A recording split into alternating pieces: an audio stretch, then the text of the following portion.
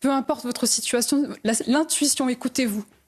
Parce que la première fois qu'il m'est arrivé quelque chose, c'était en mai 2024. Je marchais dans la rue, je rentrais chez moi.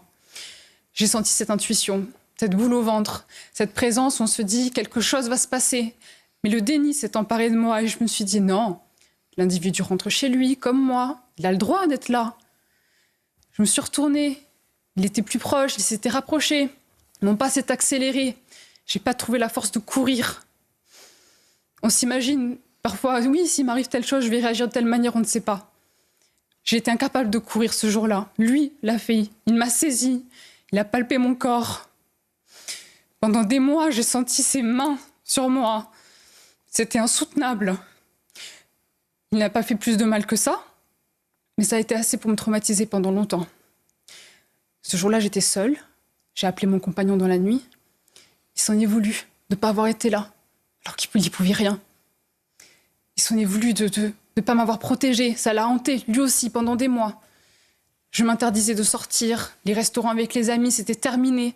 Parce qu'on va nous dire, vous pouvez prendre un taxi. Combien de femmes se font agresser dans des taxis? On est à l'abri nulle part. Alors, que faire entre eux? On ne peut pas s'arrêter de vivre et à la fois, il faut être méfiant parce que ce monde est dangereux. Cette société est dangereuse. Et ça, il faut en avoir conscience.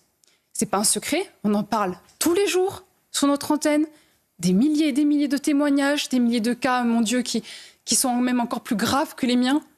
Parce que combien de personnes sont décédées dans ces circonstances? Combien de familles sont endeuillées? Moi, j'ai la chance que mon compagnon soit en vie. J'ai la chance, moi, d'être en vie. Mais il est temps que les consciences s'éveillent, vraiment. Et ma parole aujourd'hui, elle est pour ça. Parce que ma première agression, j'ai eu honte d'en parler. Des amis proches étaient au courant, mais certains de mes copains l'ont appris là, quand j'en ai parlé sur les réseaux sociaux, 1 an après, parce que j'avais honte d'avoir été une femme qui touchait dans la rue. Peu importe ma tenue, j'avais un jean, des baskets, peu importe. Mais j'avais honte. Je ne sais pas pourquoi, c'est inexplicable, il faut le vivre pour le comprendre.